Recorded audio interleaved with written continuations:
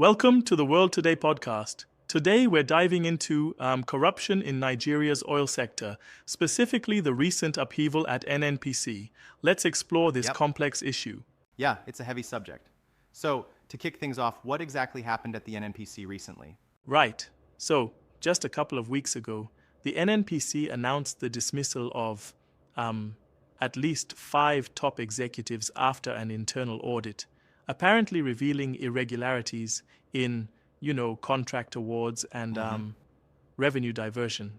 And of course, the EFCC has now stepped in with an investigation, although we gotta stress these actions are based on allegations, not proven convictions in court. That's a critical point. It's important to remember in Nigeria, they're innocent until proven guilty. Yet the public seems understandably skeptical, right? Absolutely. And that skepticism is not unfounded. Nigeria has a long history with these scandals.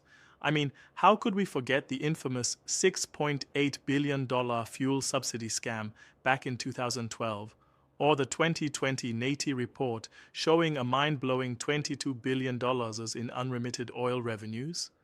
This isn't just about a Yes, few bad indeed. apples. It's a clear indication of a systemic problem. Exactly. And the stakes are so high. I mean, oil constitutes like 90% of Nigeria's foreign exchange earnings. So when nearly a third of production is lost to, theft, bribes, or obscure contracts, it directly affects the ordinary citizens. Right? Exactly.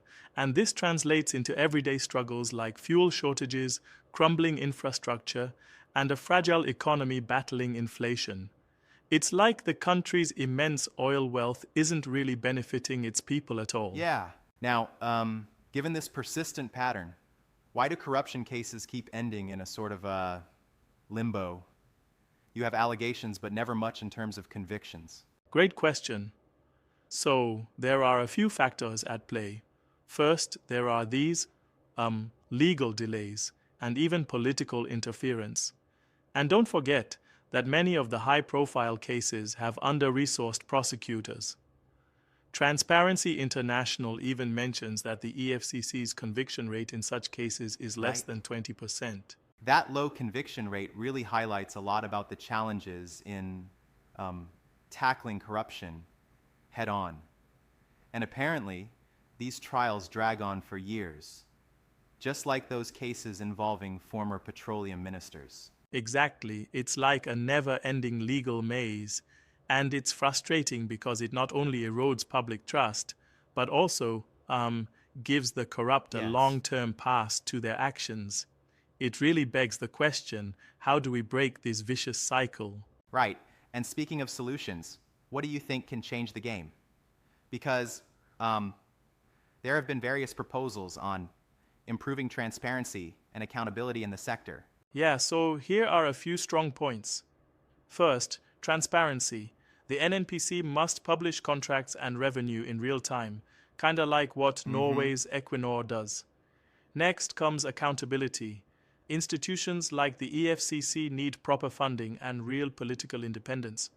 Then there's embracing technology, for example using blockchain to track oil shipments and even AI audits.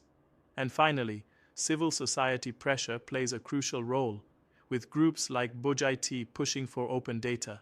I really like that multi-pronged approach, but I wonder if focusing so heavily on technology might be over-optimistic. I mean, can blockchain and AI really, fix systemic issues on their own? That's a fair challenge. I agree they aren't magic bullets, but if integrated properly with strong legal frameworks, they can complement broader reforms significantly. Think of it as adding another layer of accountability. Yeah. You can't fix the entire system with just tech, but it sure helps if the political will is there.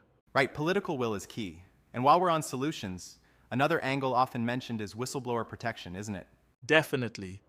A robust whistleblower framework is essential since many insiders fear retribution for exposing corruption. Protecting them could bring to light a lot of hidden issues which in turn would pressure the system to change. And that ties directly back to civil society demands.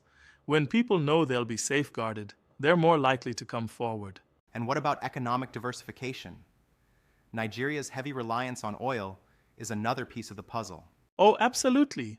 Several experts have long argued that diverting investment into agriculture, technology, and renewables is crucial. By not having all the eggs in the oil basket, the country would, reduce the stakes of these corrupt practices. Yep. It's like having more than one income stream. You're less vulnerable if one suffers. Now that makes total sense. But one thing keeps bugging me.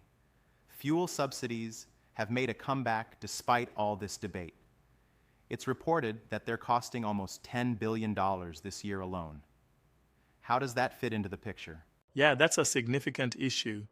Subsidies, even though they're intended to protect consumers, can sometimes serve as a ripe target for graft. When subsidies are not efficiently managed, they can drain public funds that could be invested in infrastructure or economic diversification. Right. It becomes a vicious circle where corruption feeds into more economic inefficiencies. I see. So it's not just about corruption in public contracts, but also about policies that can unintentionally encourage it. It's a bit like putting a Band-Aid on a broken leg. Exactly. It's like treating the symptom, but ignoring the root cause. The Petroleum Industry Act of 2021 was a move in the right direction, but implementation has been, painfully slow. And without real reform, these issues will just keep resurfacing. There's a lot at stake here then. So what do you think needs to happen going forward? Is it just about tightening internal processes at NNPC, or is there a broader systemic overhaul required? I'd say both. You got to start with internal reform, like increasing transparency and enforcing stricter controls. But that only works if the broader political climate supports these changes. Political commitment, improved regulatory frameworks, and, even some grassroots activism are all essential. It sounds like tackling this corruption isn't a quick fix. It requires a long-term, coordinated strategy that touches on everything from legal reform to technology and civic engagement. Exactly. And honestly, while the current scandal at NNPC is just another chapter in a long saga of corruption, it can also be seen as a call to action. If we harness all these solutions, maybe we really can, shift towards a more transparent and equitable system. I do admire that optimism, though I have to ask, is there really enough political will out there to drive such radical change? Well, that's the million-dollar question, isn't it? There's always resistance, especially when entrenched interests are at play. However, public pressure is mounting. Just listen to the voices demanding accountability, from social media outcries to organized civil groups. And sometimes that's the spark needed to ignite deeper reforms. That's inspiring in a way. I mean, while the challenges are formidable, the potential for real change truly exists if we combine all these elements. Not just tech and policy, but a genuine commitment from all sides. Exactly. It reminds me of trying to fix a leaky faucet. You don't just replace one part and hope for the best. You need to address the whole plumbing system. And here, the plumbing is the entire governance and oversight structure of Nigeria's oil sector. That analogy really hits home.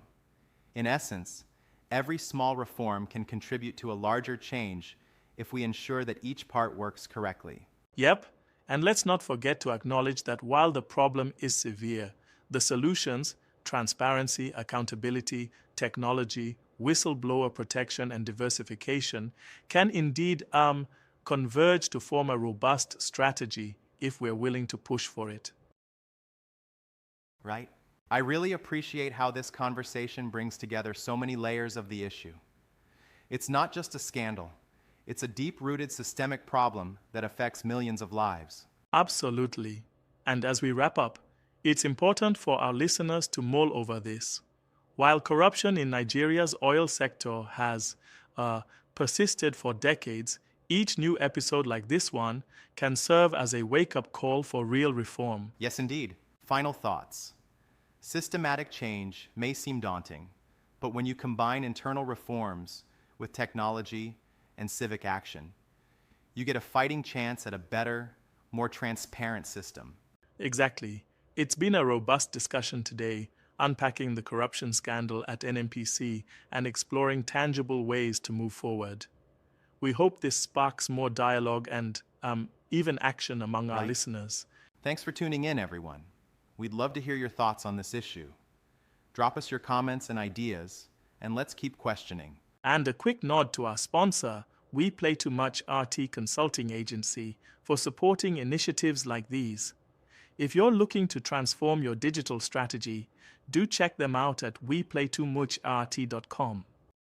Yeah, until next time, stay curious, stay critical, and keep pushing for a more accountable world.